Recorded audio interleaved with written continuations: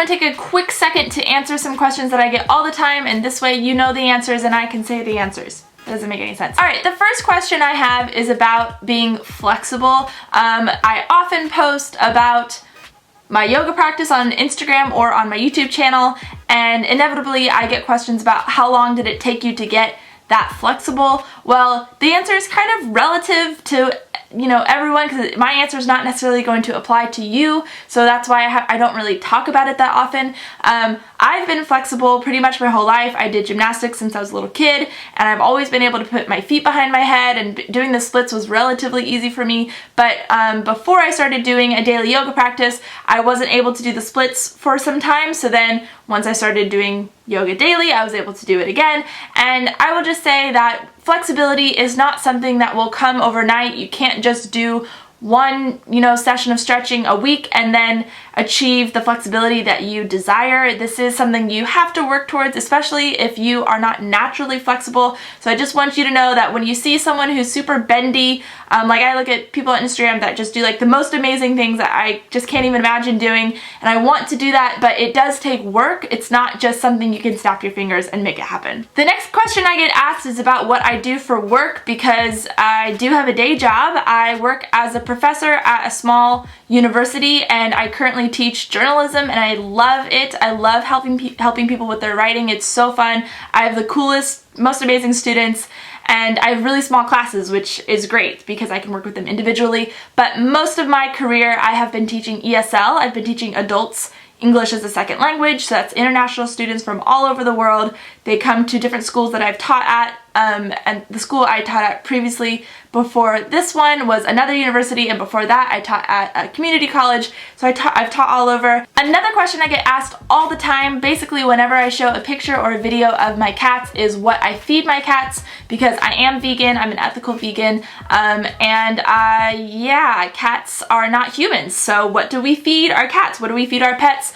Me personally, I have made the choice to best take care of the animals that I have in my home, to feed them according to their diet as closely as I can. I mean, they are carnivores. Cats are carnivores just like humans are herbivores, and they do best on an herbivorous diet. Cats do best on a carnivorous diet, and so I do have to feed them animals. I do not believe in feeding cats vegan diets. But the topic is so complicated, because why am I, putting my cats' lives above the lives of the animals that I'm feeding them?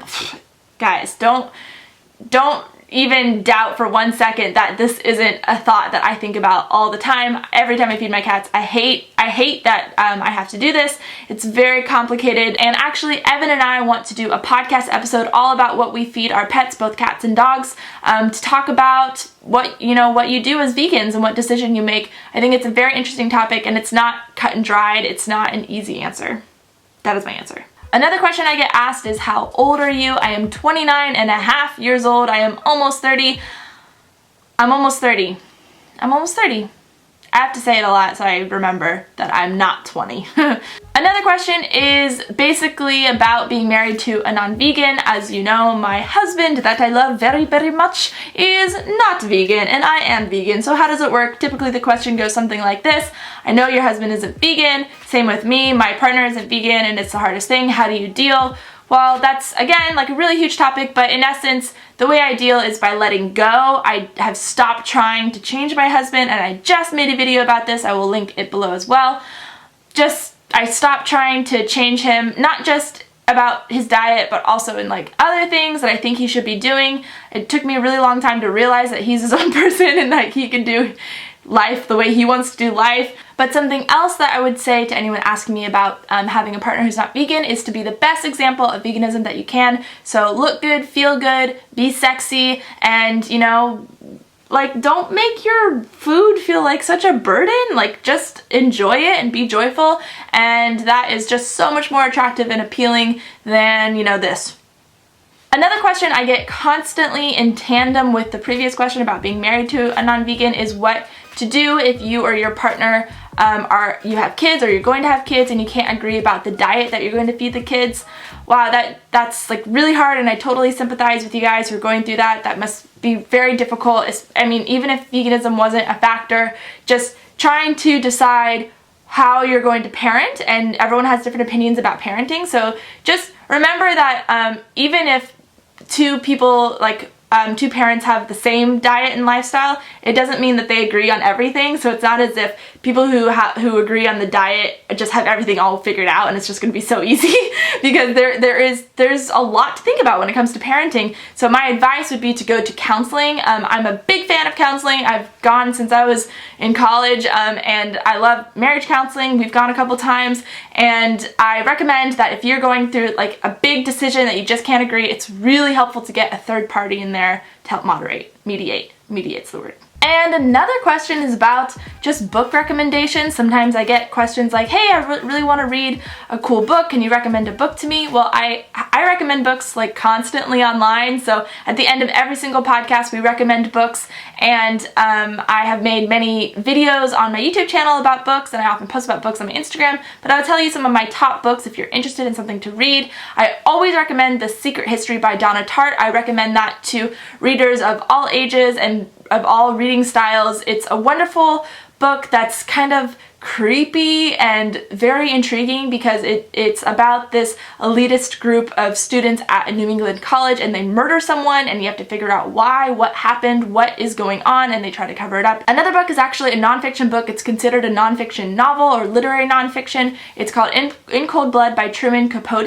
It is about a murder of a family in a small town, and it kind of examines the psychology behind the people who committed the crime. Super interesting book. Another really good one that I recommend to readers of all ages and all reading styles, again, I recommend this book all the time, is the book Above by my friend Isla Morley. She just happens to be my friend, but it's truly an amazing novel. It's about a 17-year-old girl who gets kidnapped by a guy who thinks the world is gonna end, and she gets held underground in a bunker for 17 years. So amazing. There are some triggers in there, so if you guys are triggered by sexual abuse or rape, then I would avoid that book. Now, if you're in the mood for a classic or you want to kind of dip your toe into the classics, I recommend a book called A Portrait of a Lady by Henry James. It can be a little dense. I don't think it's too heady or anything. It's very accessible. It's honestly the most relatable classic I've ever read, I think, besides maybe Little Women. But A Portrait of a Lady, I think, is one of those books that more people should read, and it's very, very, very, oh my god, I can't think of another adjective besides good. Another question I often get asked is about books, because I do talk about books a lot on here, and I often like show my books, and they're always like so shiny and spanking brand new. So the question is, why do you buy new books? Especially, I think people are asking this because I am a fan of the zero waste or minimal waste lifestyle, so why am I purchasing something that's new and contributing to more waste? I have so many things to say about this. Number one, I love books. Books are such a huge part of my life. It's one of those things like, okay, when people spend a lot of money on makeup, I truly don't understand it. I like to buy makeup every once in a while, but I don't understand spending money on makeup. But that's their thing. Like, they're into makeup, and that's rad. Like, they do makeup, they love it, they get really creative with it. It's just not my thing. Books are my thing. I'm like a lit geek. I love reading. I love having stacks of books everywhere. I think they look amazing. I think they're just like so beautiful, and I have always been surrounded by books ever since I was a child. I've just been like I'm a bookish kind of girl. On the other hand, I spend very, very little money on clothes. I like getting clothes, and I do talk about fashion sometimes. I like clothes, but almost exclusively the clothes I get are secondhand. So I feel like I am doing my part in a sense. Like, I buy a lot of secondhand, really do my best to reduce waste, and I will never get into e-readers. If I have a book on my computer, I will not read it. Even if someone sends me a book I really want to read and it's purely electronic, I just don't read on my computer. I don't even have a tablet because I'm not interested. And that's not me being snobby or like nostalgic or anything. It's just a preference. I can't read books electronically. It's not my thing. Finally, probably more importantly than any of those, is that writing is not charity work. I think a lot of people think of the arts as like they should be free, and I think that is such bull crap, and I think that we should pay full price for the books.